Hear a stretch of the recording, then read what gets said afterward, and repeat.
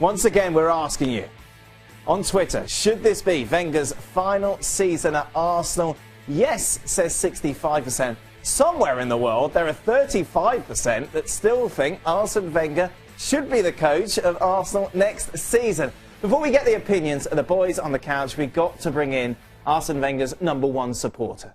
Stuart Robson is with us. Robbo, you've been calling for his head for many years now, yet he still seems to be supported by a big group of fans. Yeah, they've seen nothing different over the years. They've seen Arsene Wenger as the only manager. Some of the young supporters have only seen Arsene Wenger as a manager, and they'll say, be careful for what you wish for, and we're still in the top 4, and we'll get European football. But you see the same mistakes happen over and over again. Arsene Wenger said after the game against Watford that he wasn't sure his team were properly prepared. That's his job as the manager, and I've seen it so many times when they've lost games at home and had bad first halves. Underprepared mentally, underprepared tactically, underprepared physically. It goes on, and it happens week in, week out whenever they lose football matches. He's got to go at some point. This is the argument, though, isn't it, that some people say, Robbo brought it up well, in fact, that they say, look, better the devil you know. You know with Arsene Wenger, he's going to get you top 4, he's going to get you Champions League football, he's going to be consistent. So how long, right, here's my counter-argument. At some point that has to change. Right? Right? But the people in charge maybe don't want it to change. Arsene Wenger... The owners are happy because Arsene Wenger is making their club money. No, and that's the problem. Not the problem for them, that's the problem that I have, and I think a lot of people. They're comfortable.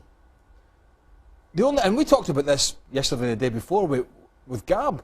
Until Arsenal fans, really start to stamp their feet, shout, protest, put pressure on the board, do it on match days, do it out the director box, do it in the thousands, it probably won't change. But here's the deal, Arsenal are going to have to change at some point, because Wenger can't go on forever. They're frightened to make that change at the moment. So unless this season really spins around and 1, they win the title, which I don't think they're going to do, 2, they knock Bayern Munich out, which I don't think they're going to do, then there's no reason why he should be managing that football club come the start of next season. Surely even he himself can see that.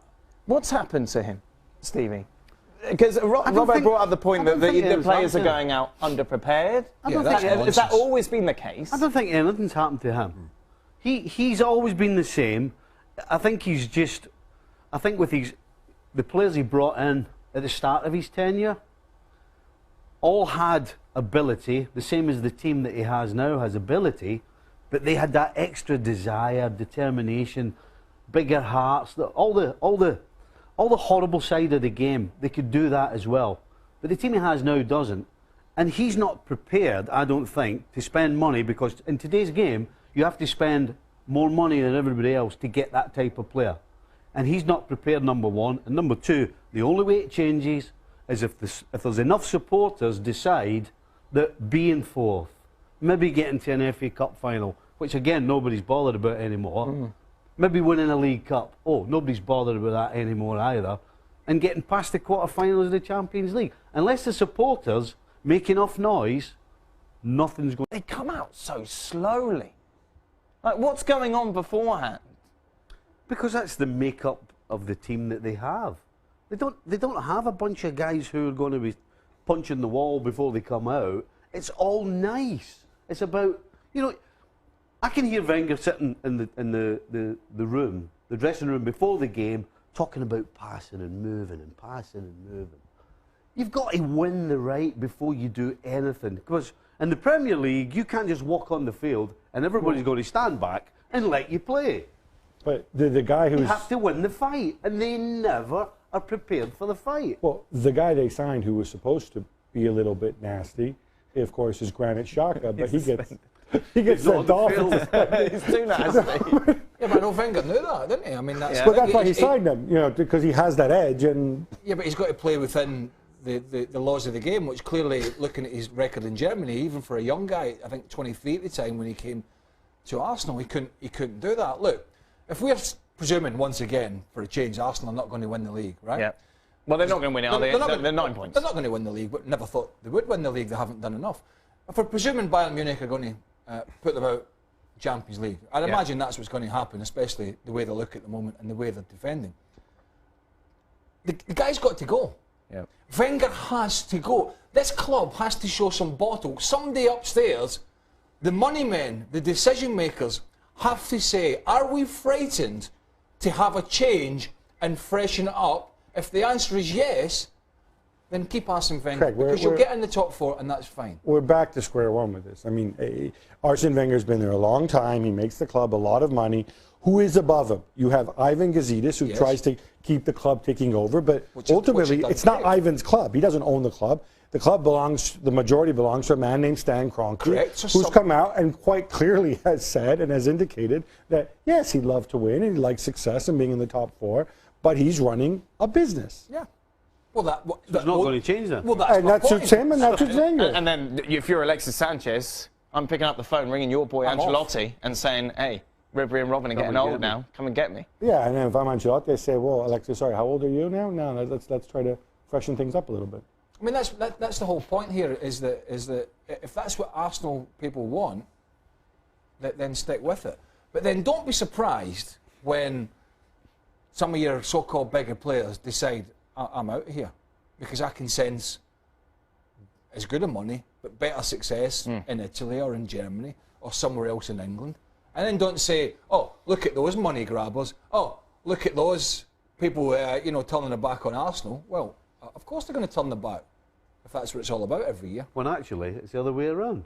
Arsenal are the one that are turning back. You sign people like Ozil, you sign people like Sanchez. You must expect them that they want to win things. Sure. So who's letting who? Right. I tell you what, you must have been drunk. Come and do this, we're not paying you. Questions. Ah. Replacements for Wenger. I'm not having that. Who we got? Who we got? Don't know. Simeone. Simeone? We'd have to think about it. It's not our job to come Yeah, up with It's Arsenal's job to come up with replacements. I thought he was already committed elsewhere. No, he's not committed anywhere else. He's just Marco leaving. Silva. Marco Silva, your new best friend. Oh. How does Tony Pulis feel about your relationship with Marco Silva? He doesn't know yet. Oh, okay. Ronald Koeman. Oh. I mean, there's a few. I mean, like you could. Arsenal would need to do due diligence, of course. Surely they're doing that. But there are people out there. Do you know what? I don't know. I'm stumped. Brendan? Yeah. I hope so. I hope so. Oh, which brings us on to the next question. Is it time for Celtic to consider joining the English football system? Well, what kind of question's that? One that's been asked. Oh, hello. Mr. Scudamore at the Premier League would like to come and join you. Oh, yeah, no problem. Oh, come on down. Bring your friends. Bring Rangers, bring Hearts, bring Aberdeen. Just come down. It's that easy, isn't it? Okay. They've tried. Oh. They've tried over the years. Rangers and Celtic, gone back a bit. I've tried. And they've denied it. They've tried their best to get into that Premier League for the money. And it's been rebooked. Who's bottled it worse, Arsenal or the Falcons in the Super Bowl? Well, the Falcons, surely. Well, yeah, yeah, Arsenal didn't it? Yeah, give us your analysis as the expert and. Well, I think clearly half-time American they were football. comfortable because offensively they were fantastic. But more importantly, defensively, they shut all the lanes off when Tom Brady had the ball. And that's why at half-time they were absolutely cruising in this match. Should they have gone for the field goal? At 28. I think that was the one tactical mistake that they made in the game, and it cost them big time.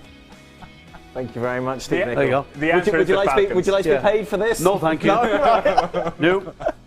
Welcome into Extra Time. Of course, a lot of talk about the Super Bowl at the moment. Here's a little nugget of information. Back in the day, Steve Nicol went on to the channel that had the rights in England at half-time of the Super Bowl to give your analysis. Yeah, and the man asking the questions was none other than John Barnes. Wow. Hold on, I know nothing hold about on, it. I've missed something here. Where did he go? Channel 4 Channel 4. had the rights, Yes. half-time show. Let's bring in Steve Nicol. Is that all they could get?